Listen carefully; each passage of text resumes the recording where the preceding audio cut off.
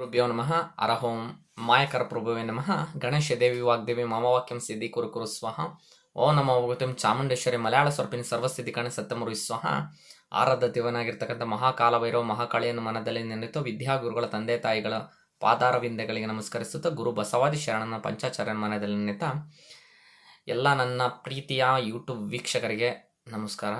ಒಂದು ಏನಪ್ಪ ಅಂತ ಹೇಳಿದ್ರೆ, ಭಾಳ ದಿನದ ತದನಂತರ ಯೂಟ್ಯೂಬ್ನಲ್ಲಿ ಇರ್ತಕ್ಕಂಥ ಹೊಸ ಕಂಟೆಂಟ್ ಹಾಕಬೇಕು, ಹೊಸ ವಿಶೇಷ ಹಾಕಬೇಕು ಅಂತ ಭಾಳ ಜನ ಕೇಳ್ತಾಯಿದ್ರು.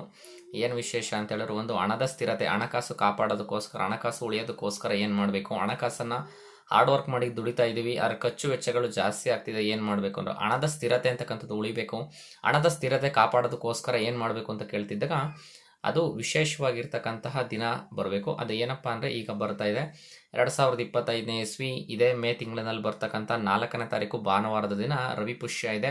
ಅವತ್ತಿನ ದಿನ ಒಂದು ಭಗೀರಥ ಜಯಂತಿ ಇದೆ.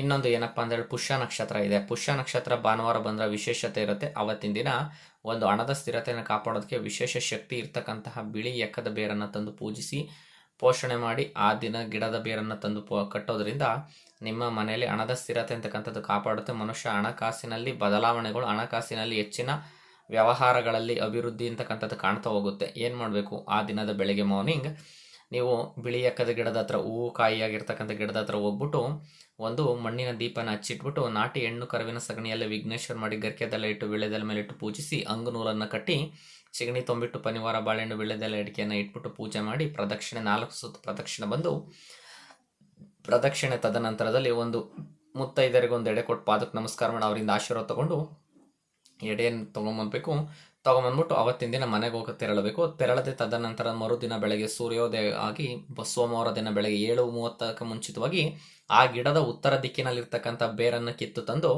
ಅದನ್ನು ನೀವೇನು ಮಾಡಬೇಕು, ಮನೆಯಲ್ಲಿ ಯಂತ್ರದಲ್ಲಿ ಇಟ್ಟು ಪೂಜಿಸಿ ಅದರಲ್ಲಿ 108 ಗಿಡಮೂಲಿಕೆಗಳ ಪೌಡರ್ನ ತೊಗೊಂಬಂದು ಅದರ ಒಳಗಡೆ ಹಾಕಿ ಹೊರಗಡೆ ಬಿಳಿ ಸಾಸಿವೆಯನ್ನು ಹಾಕಿ ಅದನ್ನು ಸೀಲ್ ಮಾಡಿಬಿಟ್ಟು ಒಂದು ಅರಿಶಿಣದ ದಾರದಲ್ಲಿ ಗಂಟು ಕಟ್ಟಿ ಪೂಜಿಸಿ ಓಂ ರಾಮ್ ರೀಂ ರೂಂ ರೈಂ ರೋಂ ಹ್ರಂ ಓಂ ಸವಿತ್ರ ಸೂರ್ಯ ನಾರಾಯಣಾಯ ನಮಃ ಅಂತ ಹೇಳ್ಕೊಂಡು ಲಕ್ಷ್ಮಿನ ಪ್ರಾರ್ಥನೆ ಮಾಡಿ ಅಷ್ಟಲಕ್ಷ್ಮಿ ಸ್ತೋತ್ರ ಓದಿ ಬಲರಟ್ಟೆಯಲ್ಲಿ ಕಟ್ಟೋದ್ರಿಂದ ಹಣಕಾಸು ದುಪ್ಪಟ್ಟು ಆಗ್ತಾ ಹೋಗುತ್ತೆ. ಹಣಕಾಸಿನಲ್ಲಿ ಬದಲಾವಣೆಗಳು, ಸೇವಿಂಗ್ಸ್ಗಳು ಜಾಸ್ತಿ ಆಗ್ತಾ ಹೋಗುತ್ತೆ.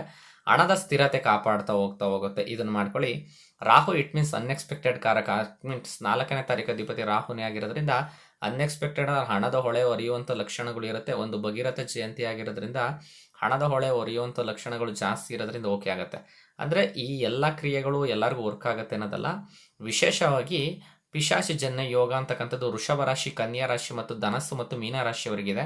ರಾಹು ಮತ್ತು ಶನಿ ಕಾಂಬಿನೇಷನ್ಸ್ ನಡೀತಾ ಇದೆ. ಈಗ ರಾಹು ಮತ್ತು ಶನಿ ಬಂದು 18ನೇ ತಾರೀಕಿನ ತನಕ ಇದೆ. 18ನೇ ತಾರೀಕಿನ ತನಕ ಇರೋದ್ರಿಂದ ಪಿಶಾಚ ಜನ್ಯ ಯೋಗ ವರ್ಕ್ ಆಗೋದ್ರಿಂದ ಆ ಕ್ರಿಯೆ ಈಗ ನಡೆಯುತ್ತೆ. ಯಾಕೆಂದರೆ ಗುರು ತುಂಬ ಆಕ್ಟಿವ್ ಆಗಿದ್ದಾನೆ. ಗುರು ತುಂಬ ಈಗ ಪರಮ ನೀಚನಾಗಿದ್ರೂ ಇರ್ತಕ್ಕಂಥ ಭಾವ ಮತ್ತು ಸ್ಥಾನ ನೀಚನಾಗಿದ್ರೂ ಆದರೆ ಶನಿ ಮತ್ತು ರಾಹು ಆಕ್ಟಿವ್ ಆಗಿರೋದ್ರಿಂದ ಈ ಟೈಮಿಂಗ್ಸಲ್ಲಿ 100% ಈ ಕ್ರಿಯೆ ನಡೆಯುತ್ತೆ. ಶುಕ್ರ ಬೇರೆ ಈಗ ಆಲ್ರೆಡಿ ಮೀನರಾಶಿಗತನಾಗಿ ಇದ್ದಾನೆ. ಶುಕ್ರ, ಶನಿ, ರಾಹು, ಬುಧ ಈ 4 ಕ್ರಿಯೆಗಳು ಒಟ್ಟಿಗೆ ನಡೀತಿರೋದ್ರಿಂದ ಈ ಹಣದ ಸ್ಥಿರತೆಯನ್ನು ಕಾಪಾಡೋದಕ್ಕೆ ಒಳ್ಳೆ ವಿಶೇಷವಾಗಿರುತ್ತೆ. ಈ ಪ್ರಕ್ರಿಯೆ ಎಲ್ಲರೂ ಮಾಡ್ಕೋಬೋದು. ಎಲ್ಲರೂ ಮಾಡಿಕೊಂಡು ಮನೆಯಲ್ಲಿ ಹಣದ ಸ್ಥಿರತೆಯನ್ನು ಕಾಪಾಡ್ಕೊಳ್ಳಿ. ಧನ್ಯವಾದ.